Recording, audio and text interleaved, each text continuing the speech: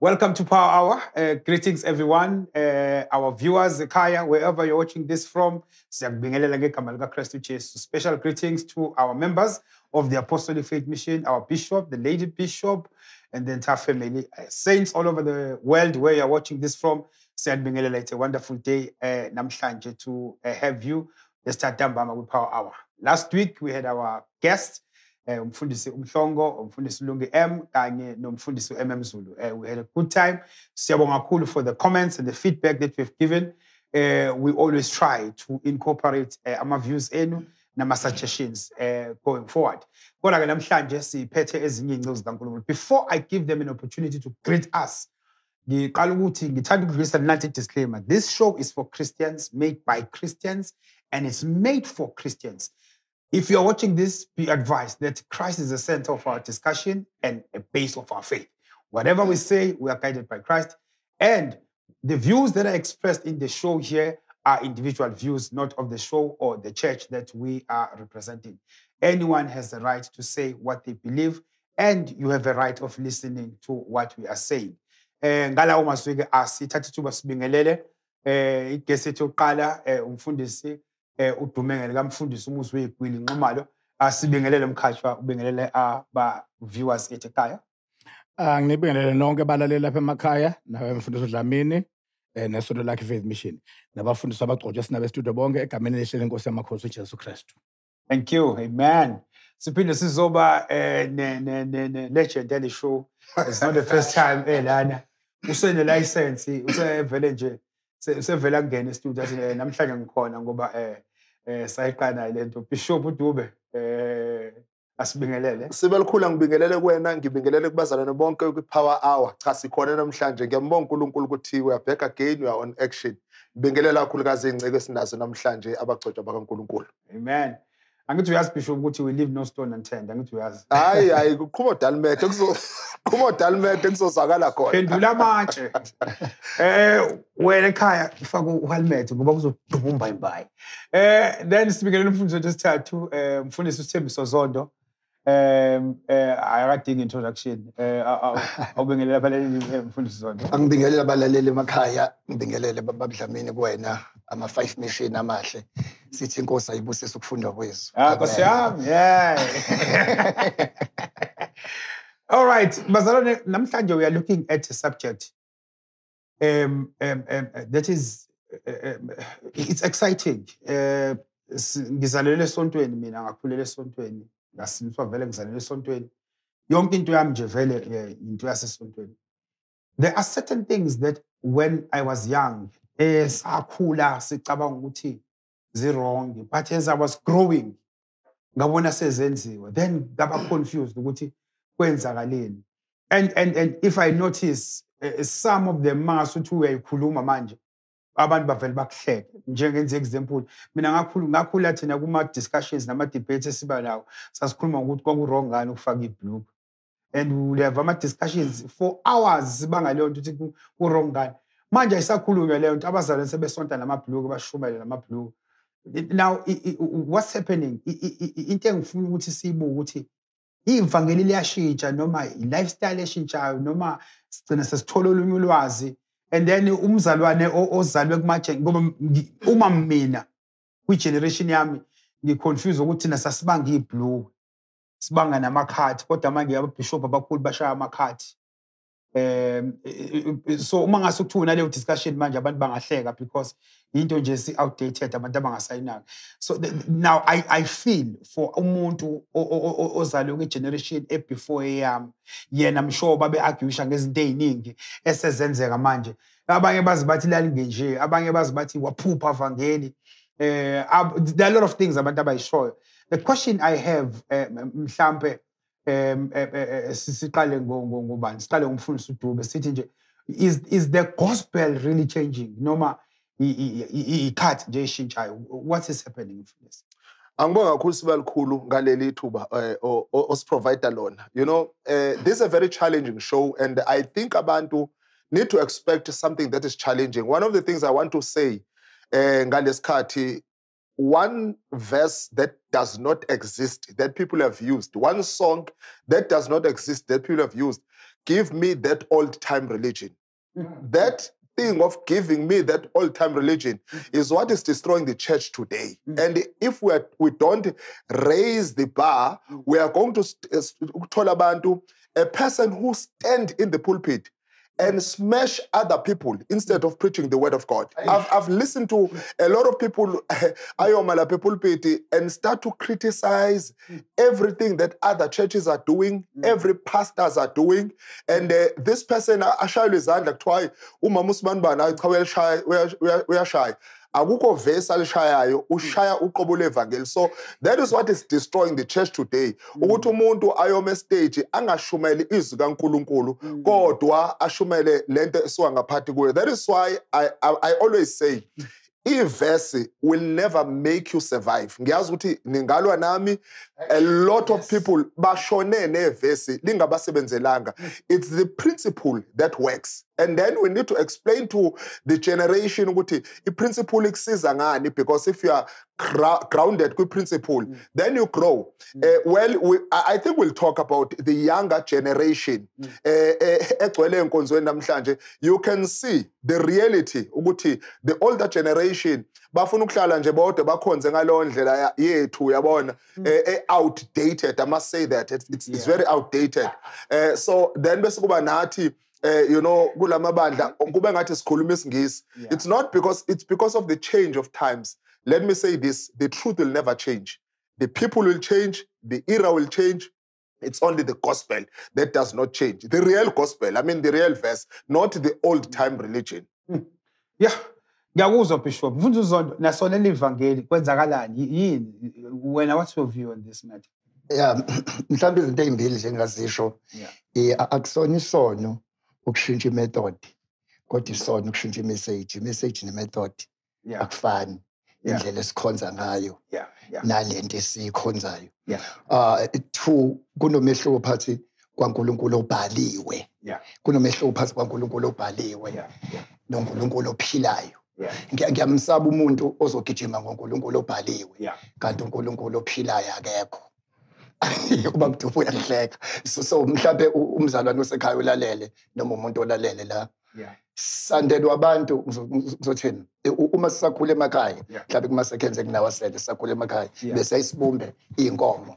Uma siyibumba inkomo, uyibumba inkomo iphuma injobe injalo. Kodwa bese kubhonga wena. Uthi mo kungabhonga inkomo. uNkulunkulu ke noJesu asingamenzi inkomo yewubumba. Usibhongela yena umuntu. Kunomehluko phakathi komuntu oshunyayizwa uwena nomuntu oshunyayizwa uJesu. Uma umuntu eyeka izinto ehlukana nezinto betshela wena, mhlawumbe ungasekho uzobuyela, kodwa utshele uNkulunkulu permanent ekeka kuyo. Yep. Siyibhongela thina. Kanti uyibhongela yena. Inkomo yobumba. Mfundisi uNxumalo, what's your take, Baba, in this matter? Uqala ngendaba yezwi liveza definition yasono. Uvela ama-scriptures amabili kwi-New Testament, Romans 14 verse 23. Ufike ezothi konke okungaveli ekukholweni kuyisono. Right. Meaning yinye into engenza uNkulunkulu ayibale njengelungile. Ukukholwa nento evela ekukholweni. Ngoba nakho nje ukulunga uma kufika kuMntwana kaNkulunkulu kuqala ngokukholwa. uRomans 10 verse 9 uthi umuntu uyakholwa ngenhliziyo bese ubulunga. So kulunga ikhona ukuphethe, ukukholwa ikhona ukuphethe ukulunga. Opposite ke yokulunga ke isono. So okungaveli ekukholweni okuyikhona ukuphethe ukulunga kuyisono. Konke okungaveli ekukholweni kuyisono according to Romans 14 verse 23. And then there is another definition evela uJakobe 2 verse 9. Lapho ethi khona uma ukhetha abantu wenza isono, ulahlwa ngumthetho oweqile njengowaqileyo. Shuthi ukweqa umthetho kuyisono, kuvezwa ke lapho ke ukona kwalowo muntu ebandleni amkhuza uJakobe uthi ukhethe abantu. So ke weqa umthetho. So ke wenza isono ngoba definition yesibili yesono ukweqa umthetho. Ukwenza ke example ukuthi ingani manje sengathi izinto ekhulu engathi siyisono sekushintshile manje usungathi seyimukelekile sezenzeka enye into uyithintile iphuzu sakungena introduction enye into ignorance ngaleso sikhathi inesandla kulokho ignorance ngaleso sikhathi lezo zinto kusakhulunywa ngazo iza ishaywa njengesono inesandla kulokho mhlawumbe nokunye ke sengavela bazothinta abafowethu enze isibonelo nje uyabona la ku Deuteronomy makukhulunywa uNkulunkulu yena uqobo lwakhe ethi umuntu wesilisa akangembathi isembatho sowesifazane abesithi owesifazane akangembathi isembatho sowesilisa uNkulunkulu inhloso yakhe was not prohibition uNkulunkulu is not mainly or primarily God of prohibition God is God of protection uNkulunkulu et prohibit purpose is not to prohibit but to protect uNkulunkulu ngenkathi ekhuluma lelo lizwi elithi owesilisa akangembathi isembatho sowesifazane nowesifazane akangembathi isembatho sowesilisa ubekade ebhubhisa abantu kuGenesis ebabhubhisa eGomora naseSodom bebhubhise ngenxa yeSodomi lapho umuntu ajikela omunye umuntu wobulili ofana nobakhe angenile lelo point wazi ngohle ukuthi ngikulele ngikululo hayi lelo kodwa nje angikwazi ungayiquote into irrelevant nekwi context yayo so ke owesifazane ejikele owesifazane uNkulunkulu uma esekhethe isizwe sakho Israyeli ke usehlehla urewind cassette ubheka ukuthi abantu ababhubhisa indaba ayiqali sebenza leso sono ababhubhisela sona indaba iqala kuma practices afaka umoya waleso sono ngama yamazwi baqala abantu baseGomora benehabit yokudlala umuntu wesilisa agqoka izinto zabantu besifazane kanti kunalento ekhona emhlabeni everywhere in everything ukholwa noma ungakholwa yokuthi once wathintana nento umoya waleyo nto uyakubamba engwenze lesibone nje mina angingeni indaba yokulwa njengabantu abayibiza ngokuthi amabhinci induku angiyazi okay kodwa uma unganginezi induku manje nehawu angizonikezwa uwena induku nehawu bese ngiyama ngidodongane uzomnikeza induku nehawu umbone sengishaya utshani ungathi nami ngalusa ungathi ngashaya abantu emakhanda yini esiyenza ngiyenze lento ngibe ngingazange ngiye emgangeleni umoya wento engithintane nayo so ke uNkulunkulu wayeboneke ibackground yokubhujiswa kwabantu ukuthi babefike badlalele ngasengubeni zabesifazane umoya wowesifazane ubambe lowo ogqoka ingubo wesifazane adlalele engutsheni zabesilisa umoya wabesilisa ubambe lowo ogqoka ingubo zabesilisa uma esevikela not prohibit but protect angiphinde not prohibit but protect uma esevikela uIsrayeli ke usethi ke owesilisa akangembathi ingubo zabesifazane nosifazane akangembathi ingubo zabesilisa to protect them hayi kubenqabela I think kenye futhi into edala inkinga lapha endabeni emabhluku njengoba sebekhonza nawo besifazane manje yile ukuthi ba realizeile ukuthi ngisho kwakuwona ka amabhluku bafike ba realize ukuthi wayengakhulumi ngamabhluku wayekhuluma nganoma yipi into eyisembatho sowesifazane in general nanoma yipi futhi into eyisembatho sowesilisa in general ba realizeile ke ukuthi ke uma kuthiwa ke amabhluku awabesilisa base bethola ukuthi akhona nawo abesifazane ingakho kune argument uma uthi umbuzo ukuthi ukhonza kanjani ngoba uNkulunkulu uthe ibhluku ngalifaki akutshela ukuthi akukho specifically evesini lapho kuthona umuntu wesifazane ibhluku akalifaki kodwa uthe akungafaki isambatho sowesilisa mina ngifake lona ibhluku kodwa liyisambatho sobesifazane leli ligqokwe yimini labesifazane angiliqokange labesilisa ngigqoke elabesifazane ngaye esitolo ngakhetha ngayohlawuthi lwabesifazane ngakhetha ibhluku labesifazane I think leyo nto edala iargument ukuthi kukhona kwakusilele ngenkathi into enjengaleyo ishayo kodwa sengimvindicate uNkulunkulu ngiyababona laba abanama argument bebangababange baqhubeke ngaze kubuye uJesu bebanga kodwa mina ngizovindicate uNkulunkulu in this regard ukuthi uNkulunkulu ngenkathi ekhipha lo myalo wayevikela abantu bakhe ngoba yonke into uNkulunkulu ayoke athi don't akavela athi don't ngoba efuna ukuba umkhandlu wesishamthetho onqabela abantu ezintweni njalo uma uNkulunkulu ethi don't uthi don't ngoba evikela abantu akhuluma kubona ethi don't right the argument yami you know maybe when umfundisi has been speaking you know argument yami ukuthi when do we start sime pulpit sikhulume ngale zinto I mean why would you waste so much of God's time ume pulpit uzokhuluma ngezinto zokugqoka I mean, that is mainly my problem, Guti. At this time, one of the things at defile Ivangeli elingcolisayo ukuthi umuntu pulpit start to talk about sexuality of other people, start to talk about what other people are doing wherever they are doing. I mean, it's not a business. Umuntu eyihlalela la ehlala khona ezenkonzweni Sunday, the mere fact ukuthi izolo ubekade esendaweni yokujabula and the following day udecide yena uvuka ekseni yena gesa gqoke athi ngenkonzweni. Now when this person come to church, you hammer that person. You start to talk about umuntu akade kwenza izolo. I think somehow that is the thing that we need to sort ukuthi once you stand in the presence of God, uyamajina nje uMoses mayefika lapha phambi kaNkulunkulu ezoqala zonke indaba zalabantu ayi12 abawu6 million akathi abaholayo. You know, so he had to stand before God and begin to minister. uNkulunkulu aminister kuye akhulume noNkulunkulu. Now I'm saying mina into ezosibulala kakhulu these days. At any given time, when I take the podium to minister the word of God, let me stick to the word.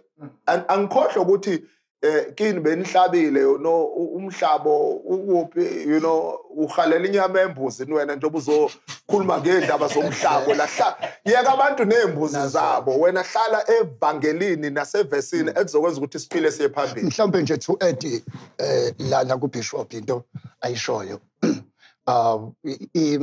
Umuntu ukhuluma kakhulu into ayaziyo lasondelele ngakuyona. Ngeke uyibhodle into engekho ngaphakathi kwena.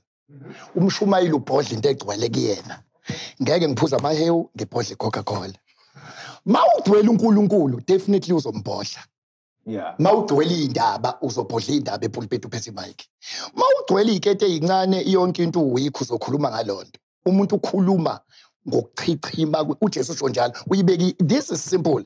Mawufuna ukubona umfundisi igcweleni kuyena mlalela uthi ukhuluma ngani. Mangigcwele uNkulunkulu ngigcwele izulu ngigcwele yikamoya ngizonika zona. Ngiyibhodla umuntu mephambili uyobhodla. Kodwa ke asikhuleke la.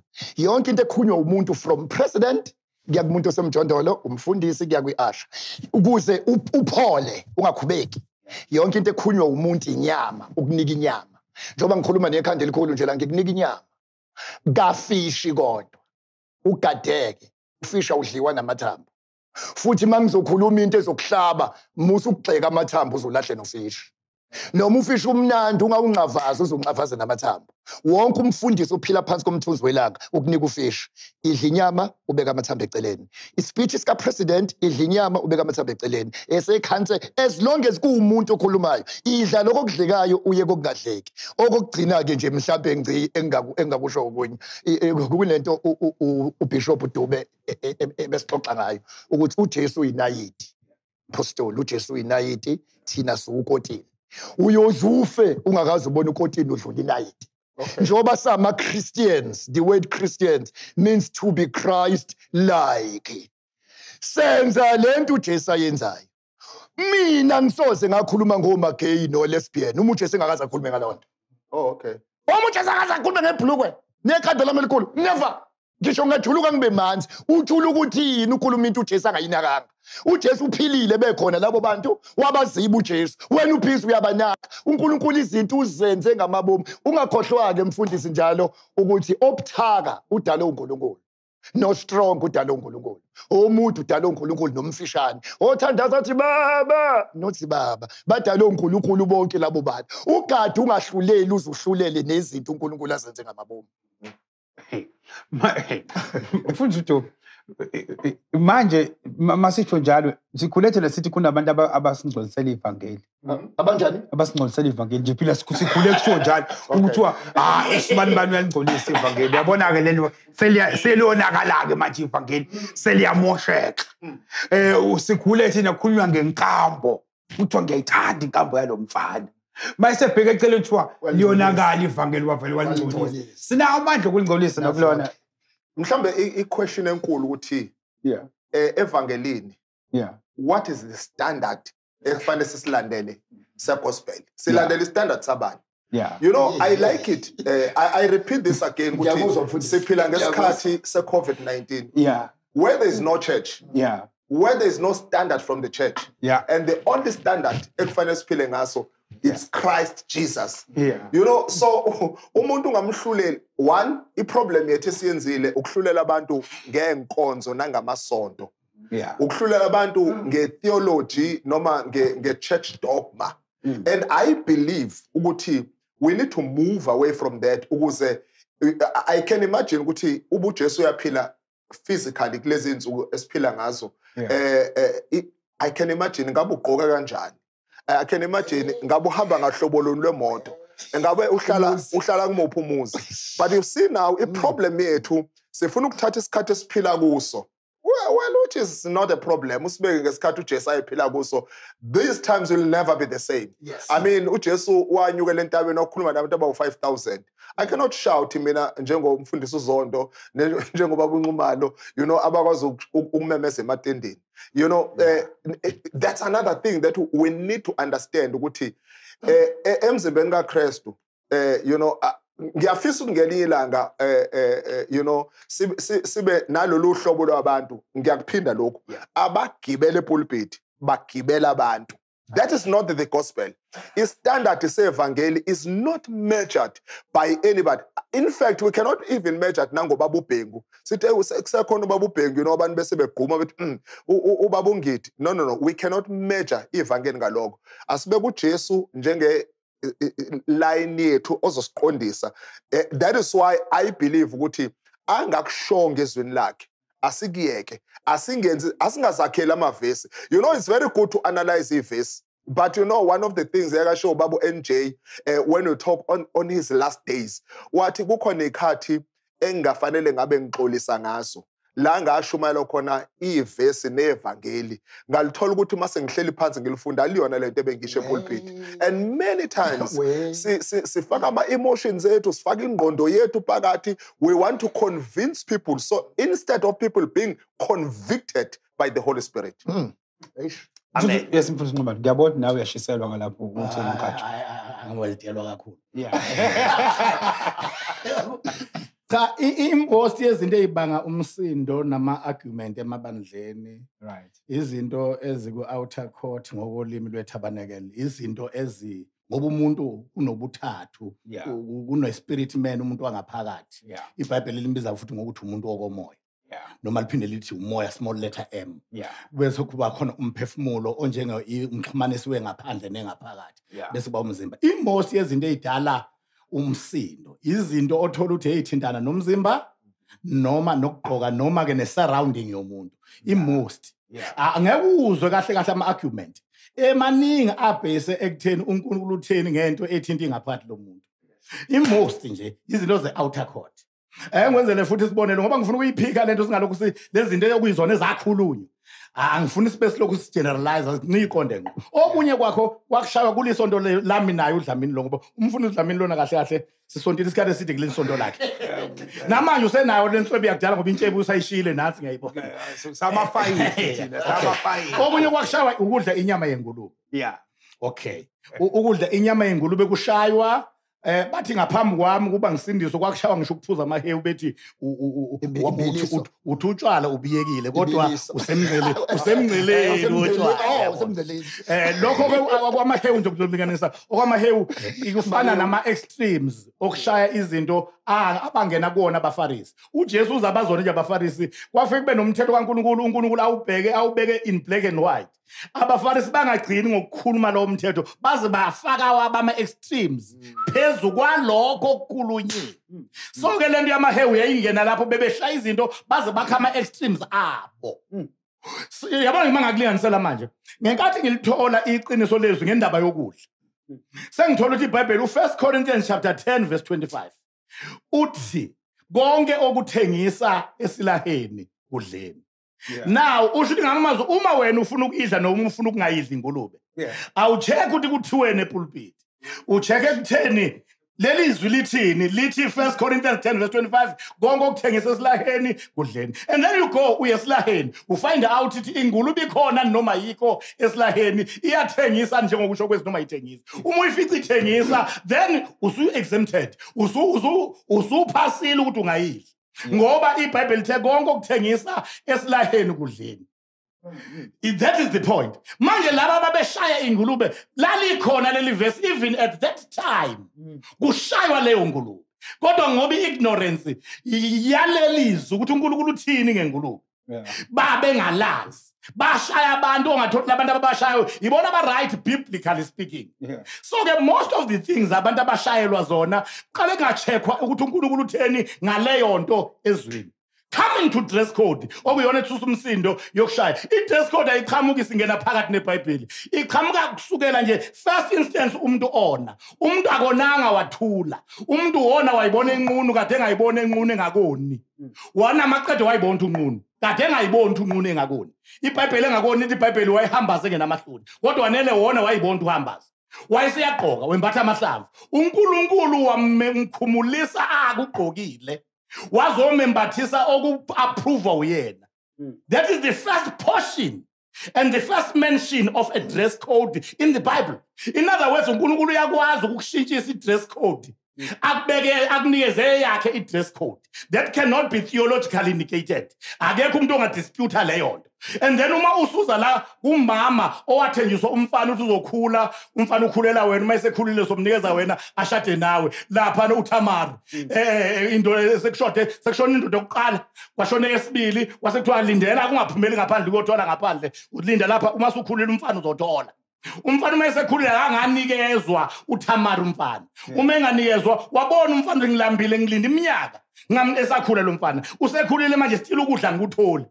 Lithi iBhayibheli uThamari wagqoka ezesifebe. In other words kukhona uhlobo oluthile lokugqoka olugqokelwa ipurpose ethile. Right. iBhayibheli liyakhuluma ngalokho. Uma ke umuntu ezolungisa lezo zinto kubazalwane bakhe, it should come in the form of a teaching. In the form of preaching. Ngoba into iBhayibheli elikhuluma ngayo ithinta abantu nendlela yabo ukuphila. Kumele bahlaliswe phansi. Uyabona uJesu lithi iBhayibheli ebona isixuku wasiyeka isixuku wenyukela entabeni abafundi bakhe beza kuye esehlezi phansi. Kodwa izinto okhuluma uhlale namakholo akho phansi. Yilezi esikhuluma ngazo konyama yengulube o dress code nobani. Lo mama lona uThamari efuna ukuthola uyise zala lapho elusela ngakhona wagqoka izinto ezizoyenga indoda. Nangempela akaqashulanga uJuda wabanjwa ngoba wayazi umuntu wesifazana abantu besifazana thina sibona besifazana la endlini. Ngakho ngasingalokhu siya lena le umuntu wesifazana uyakwazi uqokelwani ngozobanjwa. Awu mhlambe nje uyakwazi. Ake ngi-ede nje la kwelo mfundisi. Mhlambe umbuzo ubuzile ukuthi mhlawumbe umfundisi ngi-ede futhi ukuthi ivangeli liyangcoliseka yini? Liyangcoliswa yithi. Ukuba ivangeli alihambi ngomuntu. Lihamba ngoJesu ekuthiwa sama-Christians. Basona ukuba ivangeli samazondozi lalizofa mhlawumbe kushuthwa ngevidiyo. Ukuba ivangeli amaDavidesi lalizofa mhlawumbe uDavide lala nonkosikazi womfundi. Uyabo eneBathsheba. Are you aware from Genesis to Revelation uNkulunkulu usebenzisa igebengu nabantu abawiki? Futhi ukudlula thina ayithi uyazwana ivangeli alimi ngokuthi umuntu wenzeni limi ngokuthi uKristu wenzani.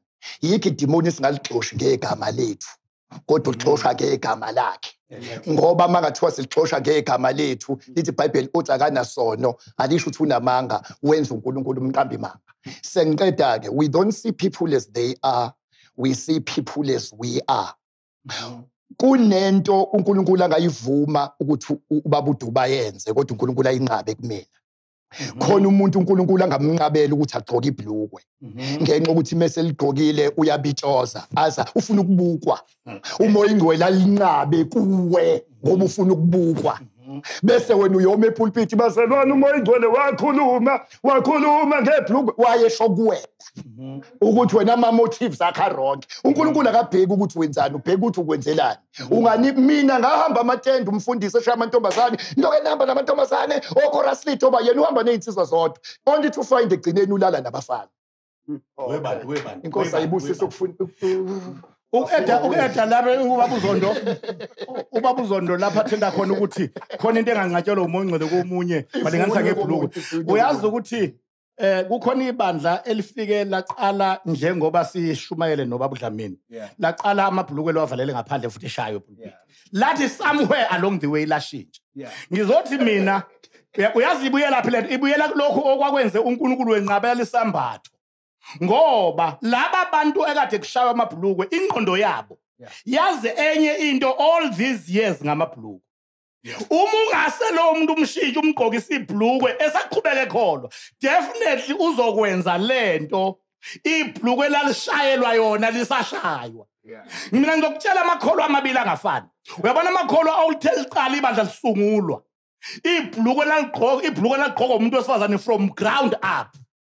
Akakwazi umuntu wesifazane wakhona uma engene uSunday school wabe virgin azoba 27 as a virgin awuyiswa ukuthi ugqoka ibhlukwe ngoba waqala ngalo from ground up. Kodwa laba abafike bakholwa lishaywa ibhlukwe khona into ekhona emakhanda abo nakwimind ngebhlukwe. Uma usushintsha uthi uyaba wenza change uthi abagqoka amabhlukwe definitely bazoya kulezo zono wena uyiphatha uyimatanisa nokugqokwa kwebhlukwe. Hayi ukuthi bawiki indaba isekutheni ingqondo ivele ya release lokho eyakutshelwa ngokwenziwa abantu abafaka amabhlukwe.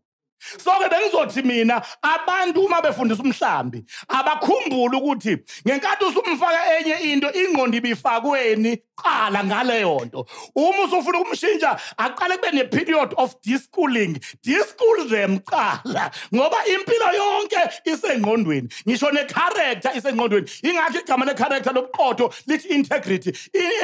I prefix emayelana zonke izinto ezimayelana ne mind and intellect. So ubuqotho abuku ubuqotho obuqhamuka sebuzoba semzimbeni kungazange buqale engqondweni. Ungacabanga ukuthi uyoshintsha abantu kwi-externality yabo kade bazokunye ngaleyo nto bashintshela kuyona ngoba kwavele kushike nesimilo sonke. Okay. Amen. All right. Ngifuna ukudayisa manje kodwa masibuya. Ngifuna sikhulume ngendaba ye-character. Ngoba phela angithi besishumayela inkambo noma sishumayela inkambo. People have a certain expectation from abantwana bakaNkulunkulu. So masibuye kodwa ngifuna sikhulume ukuthi le expectation isekhona yini. Ngamamazi ikhona into esiforced yini ukuthi sibonakale ngayo compared to abantu abangakhona. Mhlawumbe ngilinganisi ukuthi mhlambe uma ufika abantu abawu10 bephuza umntwana kaNkulunkulu wombona ukuthi lo odlulisayo yena angaphuzi. But manje sekuyenzeka. The question is character wenzakala. This is Power Hour. We leave no stone unturned. Stay tuned. So back just now.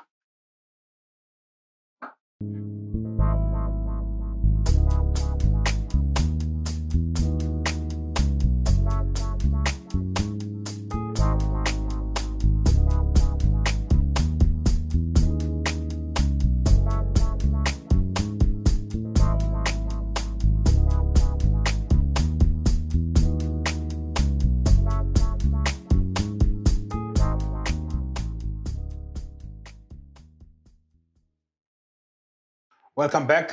As I said, this is Power Hour. We leave no stone unturned. Yeah, asihlale phezu kwayo lento ye lifestyle mfundisi Zondo. Umntwana kaNkulunkulu sikhule required noma ku expected ukuthi there is a certain lifestyle ekufanele ayiphile. Ake ngenze isilinganiso. Khona indawo sakusifakaza sithi umntwana kaNkulunkulu akalindelekile kuzona. But manje awusekho umehluko si socialize in the same place like social futhi asibe bold sasibiza ngendawo zabantu abangakhona. Exactly. Ngoba nje ngiyashibizwa na yonke lo. What is it now? Why are we finding abazalwane there? Is it because sekuvunyelwa yonke into? Yeah, mhlambi lo ngibuza kanjani. Sekuvunyelwa yonke into noma we can still go there without compromising what is inside us. What is the story?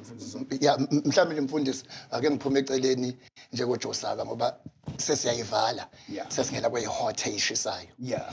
Mhlambe uma ngiphume eceleni uBaba Dube uzozama ukungibuyisa. Kunomehlo phakathi komuntu oweak nomuntu owicked. Uyabona mathiwa abantu besifazana abezwe lonto nabashadile thukhethana umuntu oweak nomuntu owicked. Okay. Yeah. Umuntu owicked umuntu okhohlakele. uNkulunkulu yamsebenzisa umuntu oweak kodwa uyamnyanya owicked. Kunendoda ebukeka iwufamily man ihlele ekhaya. ayiye ubumnandini ayenzi lutho sikubiza ukuthi ikholwa ivangeli endicebile kanti yakhohlakala ingane yayo yokuqala yathwala ngayo akajoli akaphuza akenzi lutho lo muntu akekho weak kodwa uwicked khona owiki njengoDavide noSolomoni noba the list is endless owiki ngenzela lento echaracter nayo siyibuke engicabanga ukuthi esikhathini samanje sekuhambe kwahamba abantu bafuna ukubukwa uNkulunkulu kunokubukwa abantu things that are approved by God are usually detestable kubantu abantu bangakushayela izandla kanti izulu lishaya amakhala abantu bangakushayela amakhala kanti izulu lishaya izandla at the end of the day ngicabanga ukuthi siyi generation nje ubona itechnology umpostoli Dube uyishilo lona njengoba itechnology it's high yonke into kanjani sesifinyelele nala ukuthi masikholwa ake ngenzela uNkulunkulu ngenzela abantu ngoba sibenzelile abantu basiphoxa egcineni uma ngicabanga lento ye character ukuyiphatha mangabonakala ukuthi engathi usibani usevunyelwe ukuyaphi ngoba nakhona mawungabheka ama Christians bese ubheka uJesu kunomehluko omkhulu kabi iliphi iChrist elivuthayo elingahlala nomuntu wesifazane oyisiphingo namadoda awu5 ngasemthonjeni sasingeke siye kodwa uJesu went there why uJesu nakhona masikhuluma ngecharacter siyibheka ukuthi it's still Christ like yini lento ebiyenze uJesu besingayenza yini ngoba nakhona uJesu khona into ade yenza ebese ngathi masiyibuka sithi akubona ukukholwa uma sezosulwa sister inyawo sasingashaya amakhala lapha sithi ayakusesikona ukukholwa yabo nakhona ungakubalekeli washintsha amanzi ebewayini qhubeka ushintsha amanzi ebewayini awabanga iorosa mfuthu Nxumalo uyamuzwa manje usekhuluma ngokushintshwa kwamanzi ebewayini le nto thina asiyazi lento intsha mfuthu Nxumalo what's into engibona ukuthi uma sekungenwe endabeni ye-character again asibuyele lapho sizobheka khona uJesu ukuthi i-character how did he instill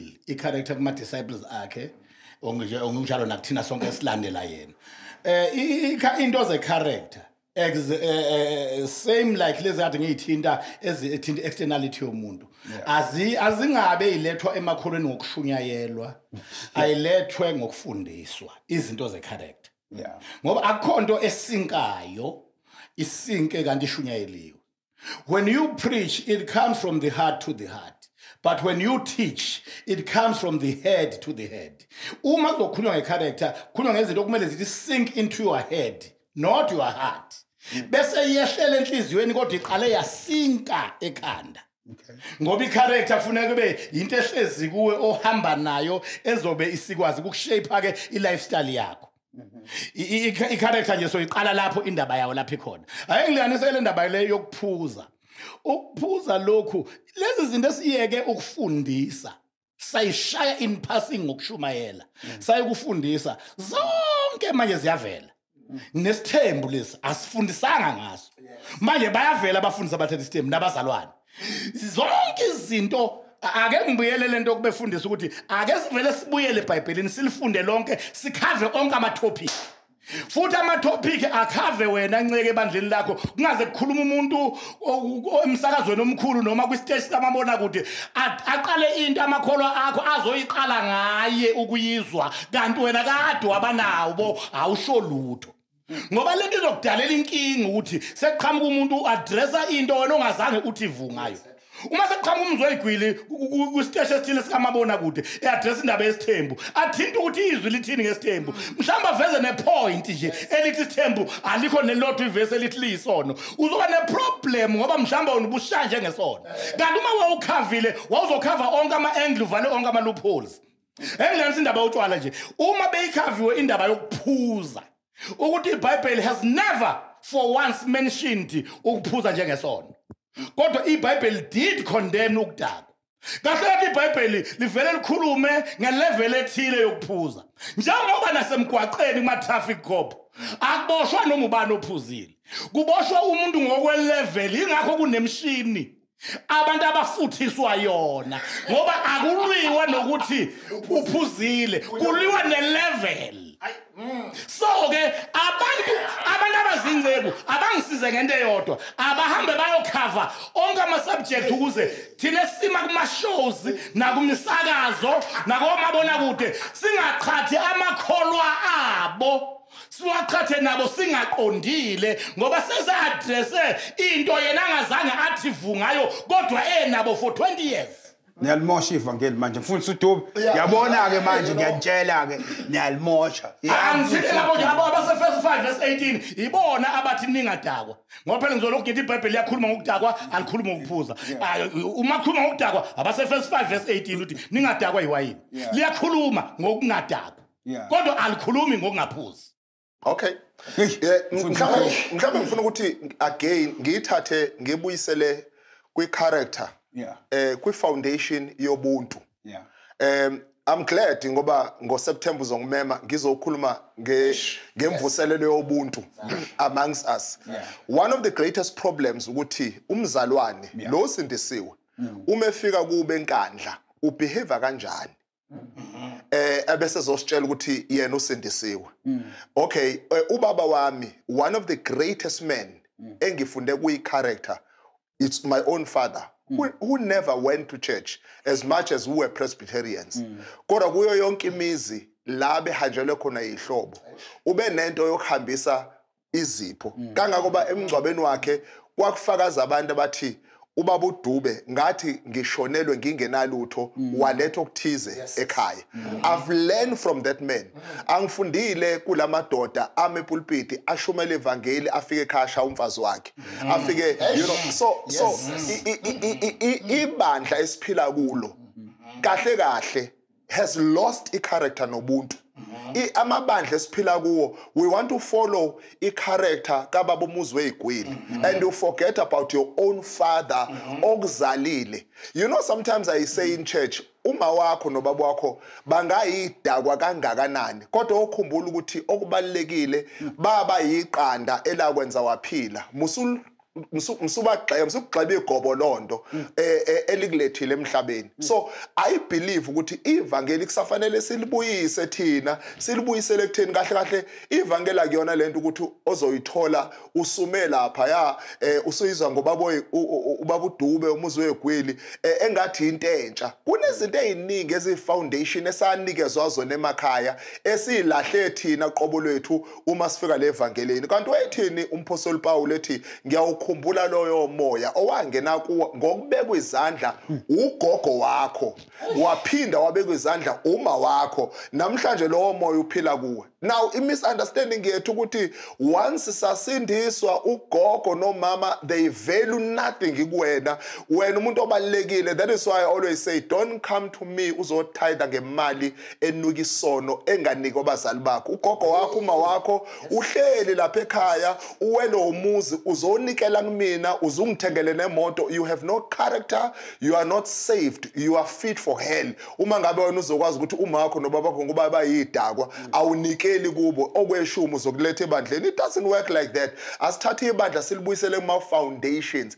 Ibandla is not about enriching thina abefundisi. It's about teaching us the right things to do. Uma ngabe singafundisi izinto eziright ukuthi sizenze esikhule ngazo emakhaya. Okukhumbula ukuthi lolo bisi uma akhancisa lona kade ephuza imbamba ilona elikwenze wayilento oyiyona namhlanje. So what is more important ukuthina ake sithathe background yevangeli and I still maintain let us remove leli verse to give me that old time religion.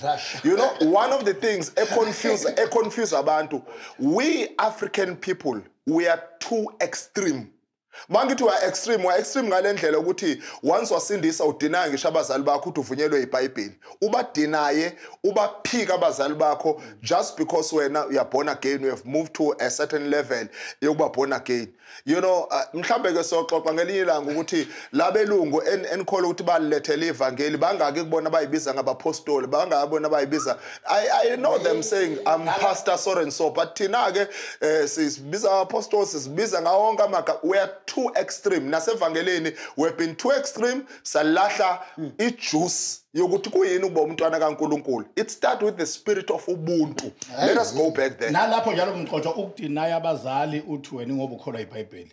I think akikho ukholwa iBhayibheli ukungalikholwa iBhayibheli.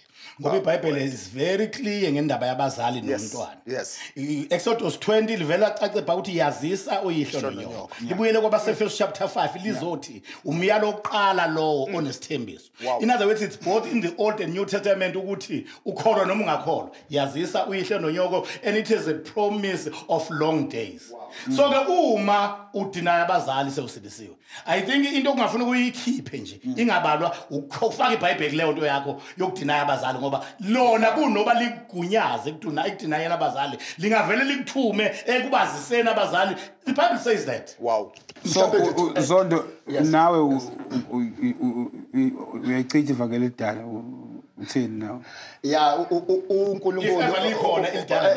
Yeah, exactly. Yabo nje sikwazi uNkulunkulu is the same yesterday, today. Niyalibulala ivangeli kodwa ilento mhlambe ukhamba emazweni kaBaba uDube sisuse kwe higher grade na kwi standard ibe kwi lower grade. Uthi umuntu omdala uBaba uDube umthetho uyowushaya kwakho hayi kini. Yabo nje masingabamba lonto umthetho uyowushaya kwakho hayi kini. Isiginci sakho sizodanselwa kwakho. Alright. Hayi kini. Ikini la ujima khona ikwakho ila udlala khona igame. iKaizer Chiefs ine ground ejima kulona idlala eFNB. iPirates ine ground ejimela kulona idlala eOrlando. Kini la ujima khona. Pirates. Ya kini ila ujima khona. Kuzukwazi ukudlala igame yakwakho. Yikho noma kini ubondla bengakuncomi. Bangakunqumi nje wenze kahle ngoba vele ejimini amavuvuzela wekho. Awushayelwa izandla ejimini. Ngisho ngakho igoli usesente ushayela iqaqa. Ayikho umuntu okushayela izandla athi awunconywa kini, awunconywa nasejimini. Yonke ke lonto ke mathiwa mhlamba sibambelele kuyona mfundisi ime sonke sibambe sithi bebese ke uba udubusho into powerful. Engathi ngayipromise ihlale all over.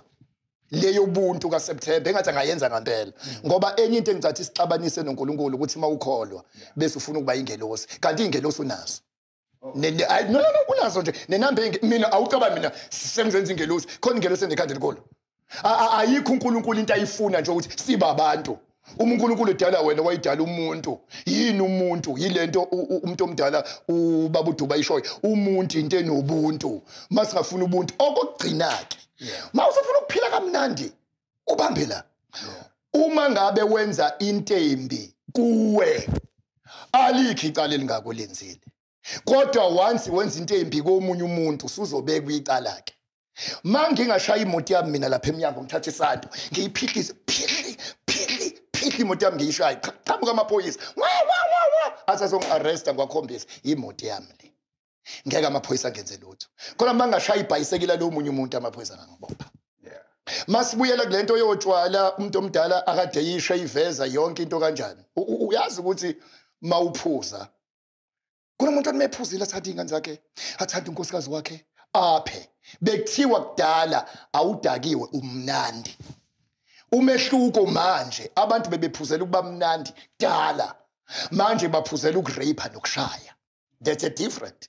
Kala bekuthiwa umuntu omdala amephuzile umnandi bengasho udakiwe ukanga ukuthi unkosikazi ubezafise engathi ubaba ngaphuza umalume engathi ngaphuza ikhehle engathi ngaphuza. Okay yini kukudakwa leli iBhayibheli likushoyo mawuphuzile walala wathula uthi yazela uthi awudakiwe kodwa wasithuka usiyazidakelwa angiphinde futhi akhethi yabo waphuza walala noma wathula awudakiwe Shumathi yazela udakiwe kodwa washaya abantu wasithuka sudakela.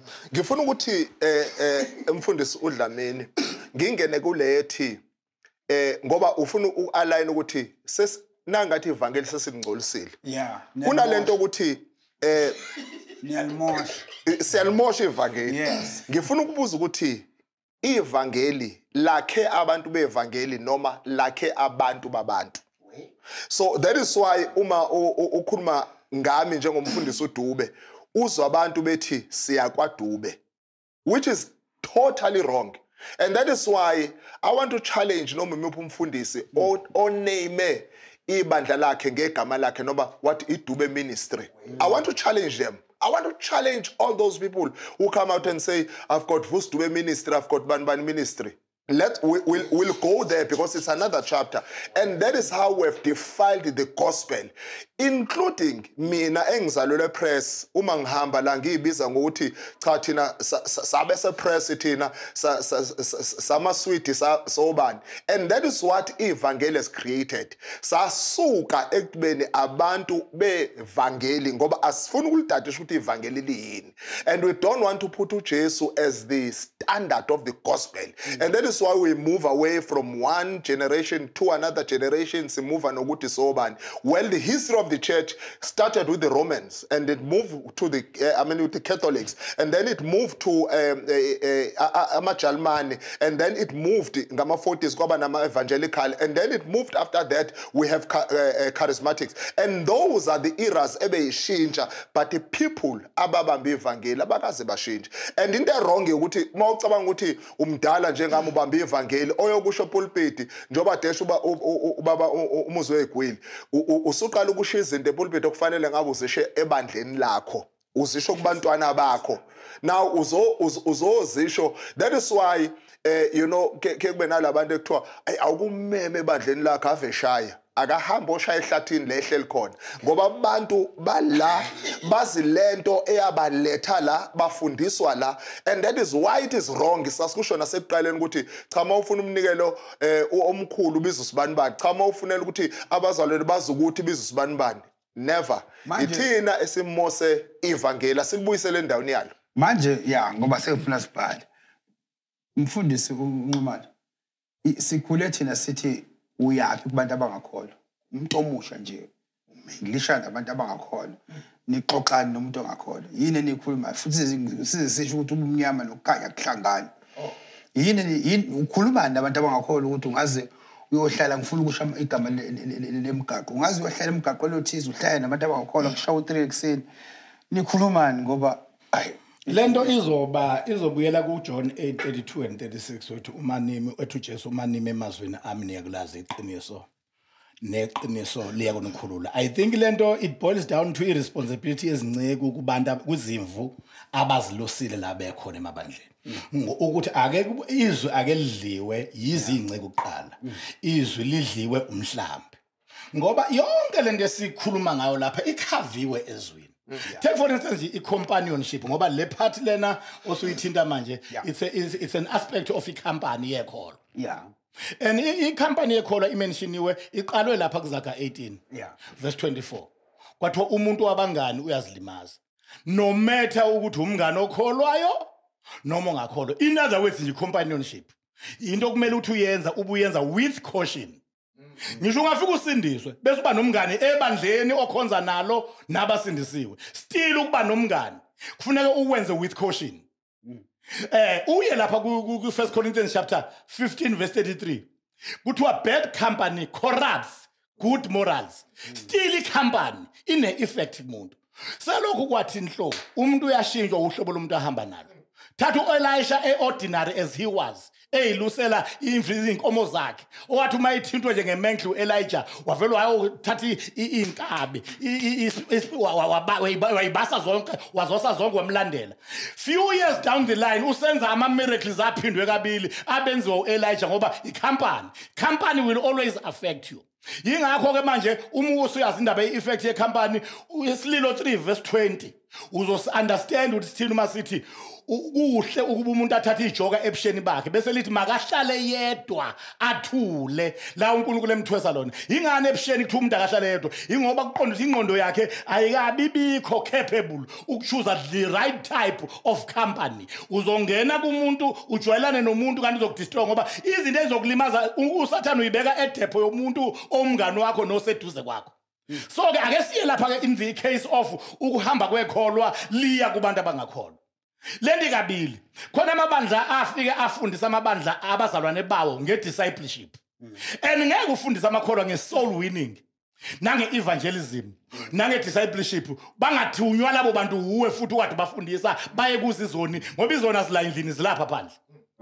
So in other words sekuya ngokuthi wena uyikhave kanjani njengomalusi ezimvini zakho futhi ubenzile kanjani baba aware ukuthi ubani okumele aphume ayephi ake ngiriwind ikhaysethi yami ngibiyele ephansi ngisane ngiseyikholwa ngakabi umshumayeli novangeli nomfundisi mina wawungangithuma etavern uthi ngiyoshumayeza abantu ngoba utshwala will never be a temptation to me ngama yamazwi wena njengomalusi ofundisa abantu isoul winning wena ofundisa abantu discipleship ukuthi abawulanda abantu uyazi ukuthi ukuphi lapho umuntu angafike athi uyodoba inhlanzi kube izona inhlanzi ezidoba yena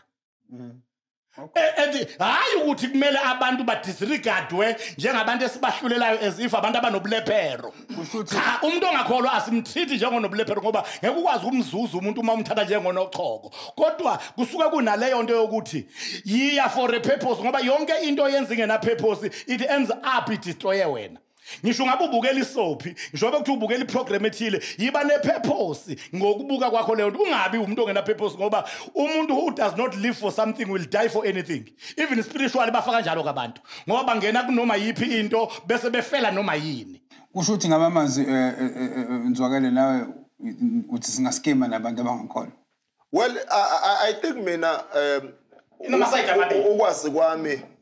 ukwazi kwami kwa Ace ukwazi kwami eyadini ukwazi kwami kamashaplane ukwazi kwami you know wherever I've been there I go to those places you ask me Florida I am there you know and kumina there's absolutely nothing unbecoming about that I've seen a lot of people ehlala nabo ku Florida behamba beyenkonzweni kusabwela kuloko lokuqhala ukuthi I think one of the things ekufanele sibheke sisonke ukuthi wena wabizelwani and I cannot be intabizelo yona ubaba ngapha usithembiso and I cannot be intabizelo yona ubaba Nxumalo that is where we fail sometimes mawubona uDube one of my birthdays was done kwamashaplane and I got a lot of criticism kubazalwane abasindiswe njengami and my birthday was good and it brought a lot of souls because uma sesiqeda lapho they wanted me to pray for them what was wrong with that you know sometimes you know some people go there but okay ngeyamashaplane bafike khona kushawa itifa shaya istifa shumayela you know I mean akafile lo you know so let us not try to create imkhovu out of abantu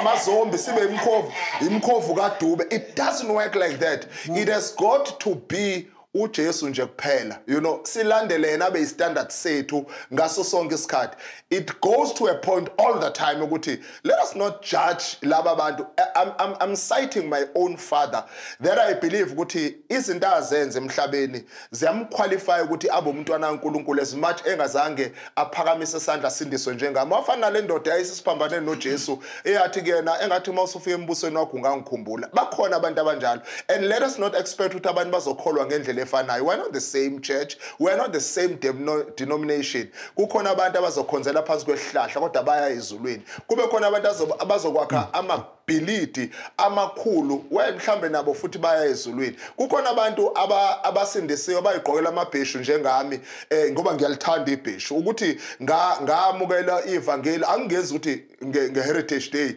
noma ngaluphi usuku mina ngeke ngigqokele ibheshu abantu bangibone la emgaqweni standard sokuphila kwami is not created by people so that is why again wrongness enkulu ukuthi ayithina ungxolele mfundisi ayithina ama5 sinje ninje is it about Jesus or is it about thina sama DCC is it about uJesu noma sama DCC no we must move away from that ngoba ithina kanye esingcolisa ivangeli standard esisodwa nje ufuna shumayela ivangeli ngamabheshu uzokulanda ngoSeptember uzosikhayisa lento ukuthi uJesu ufuna shumayela uJesu sifake iqoyi cha kodwa indaba izobuyela ezwini ngcotshwa wase Faith Mission ngoba ayikho into iBhayibheli elingayikhavile into engibonile mina linyanyalatiwe izwi linyanyalatiwe nje izwi that is the problem futhi lethu kumele iqale ekhanda from the pulpit biya kwipew ngoba yonke lama issues esiwathanda lapha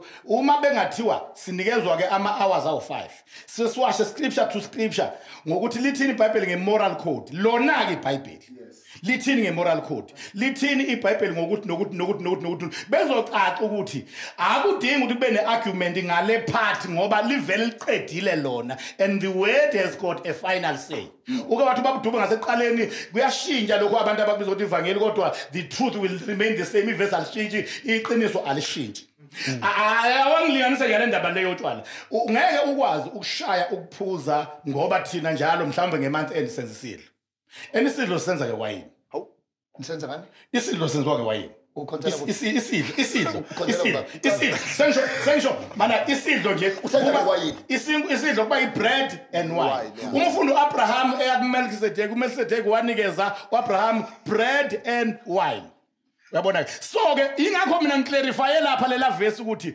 uma iBhayibheli likhuluma ufinal say lithi ufinal say walo kwaba se verse 5 verse 18 ufinal say uthi ningadakwa senongena ko baba uZondo abaphethe amabandla nobaba Dube sebongena bona bachaza ukudakwa ke bona uthi kuhamba kufike ephike angingeni mina lapho mlalela ngizukungena leyo kodwa nje ngizothi mina lona lithena ningadakwa uma siya ku dress code i-dress code iqala ku Genesis uNkulunkulu efica abantu begqokile abakhumulise aqale phansi abagqokise iye Genesis 37 lapho umama wancishwa into ayilindele for many years wabonda ngiyitholi wathi ngiqhoke kanje ukuze ngithole ukudla kade ngalapha ngezansi wafika nangempela waqhoka ngoba khona ukugqoka emasontweni okugqoka abantu besifazana abafuna ukudla khona lapha kade badlile Genesis uye ku Proverbs 7 anginazi ngiyaqonda uye ku Proverbs chapter 7 uthi uSolomon owesifazane oqamela amagumbini onke ugqoke okwesifebe usho kanje so there is a type of dress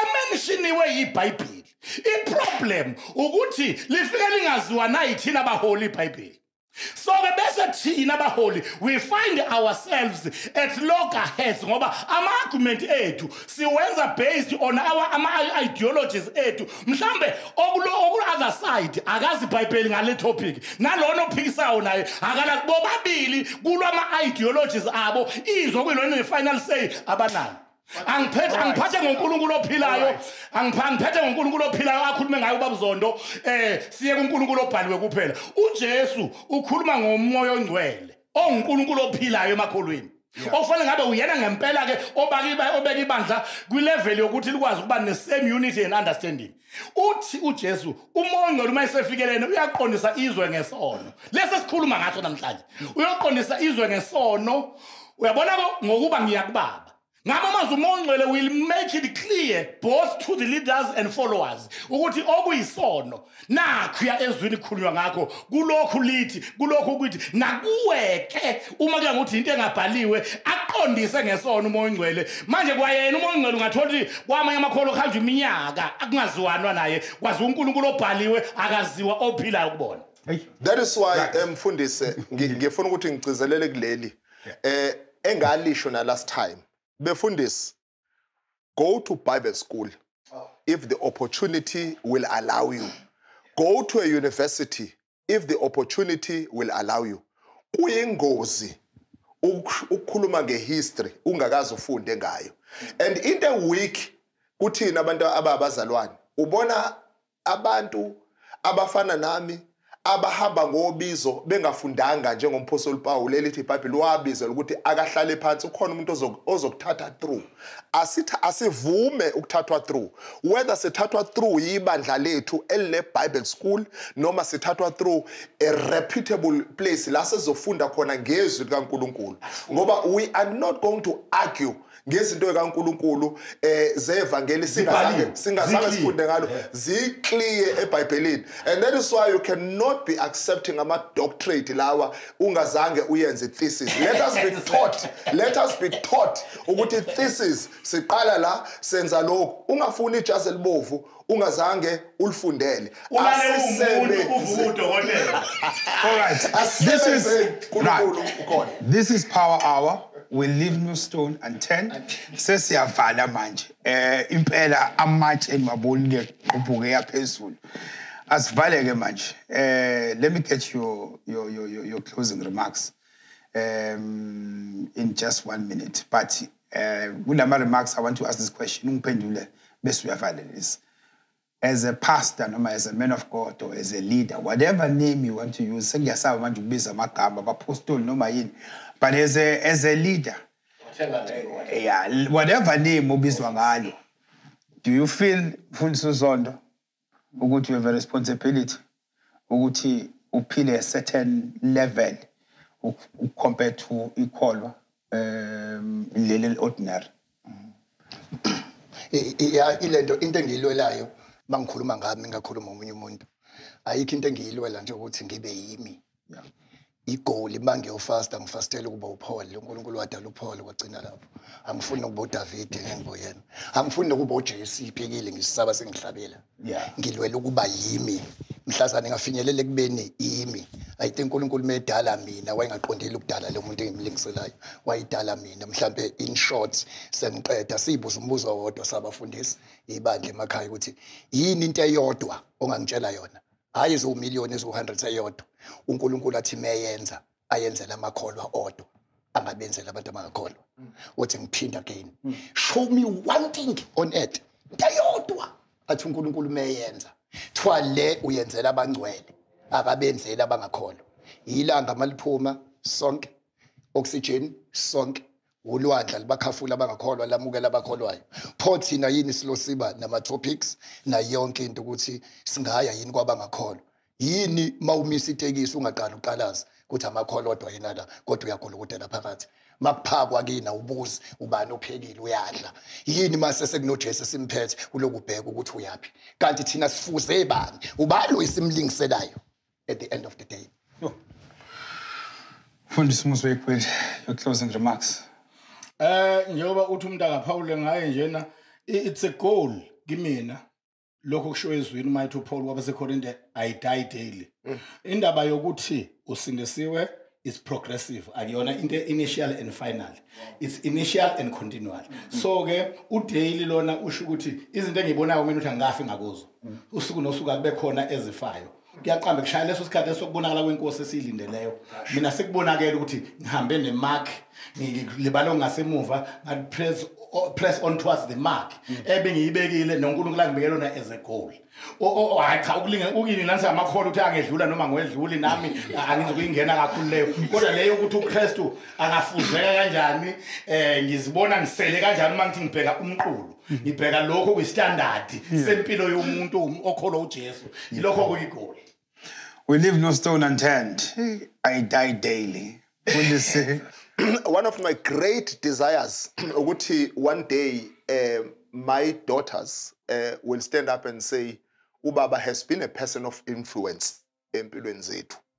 Now, kuba kule level ukuthi my desire ukuthi ngibe a positive influence kwabanye abantu.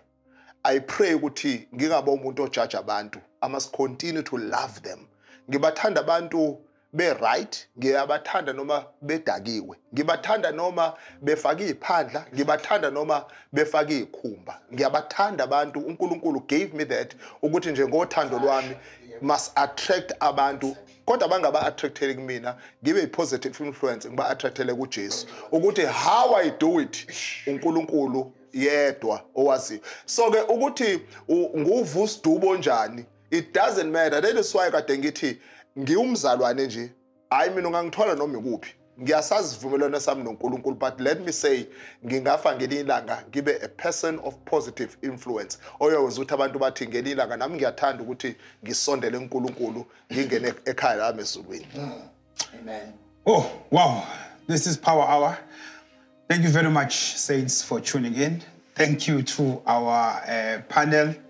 Isikhathi is always a challenge. Uningi esingakukhulumanga kodwa ngiyakholwa ukuthi sisazoshaya ingwezane siphinde sakhe ithuba sizozi ngoba ngiyezwa Ivangeli angikho right ngifuna ukutshela nje ama viewers ekhaya silonile angikho right lento abayikhulumayo angikho right kodwa singayivala imigcojo wase Faith Mission singacacisanga ukuthi awamabili noma wamathathu awaza pluralizwe kahle kahle uma khuluma ngevangeli kumele kulungiswe kwakumqondo abanawo labantu abakhuluma ngevangeli elidala nelisha igama elithi evangeli definition yayo it means good news so ke la eBhayibhelini njengoba leli vangeli lisemloyo alikabikho ke indaba ezintsha ezindala neindaba ezintsha ezintsha kodwa iBhayibheli ivangeli meaning yalo idefinition yevangeli izindaba ezinhle so azikho indaba ezinhle ezindala neindaba ezinhle ezintsha ngoba phela uma uthi ivangeli elidala uqolulwa neindaba ezinhle ezindala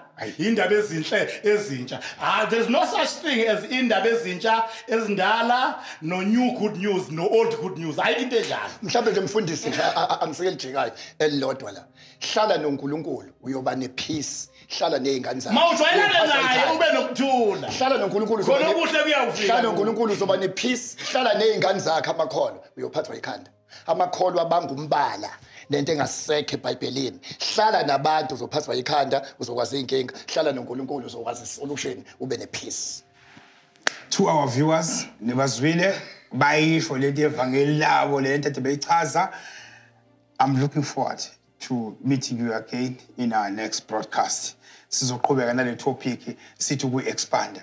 Thank you very much for tuning in. Thank you very much to our guests for taking their time. Thank you very much to our production team, Yonke Crew Yakasiba 760 for the great work for making this show possible. ZWELI Dlamini is out. Good night.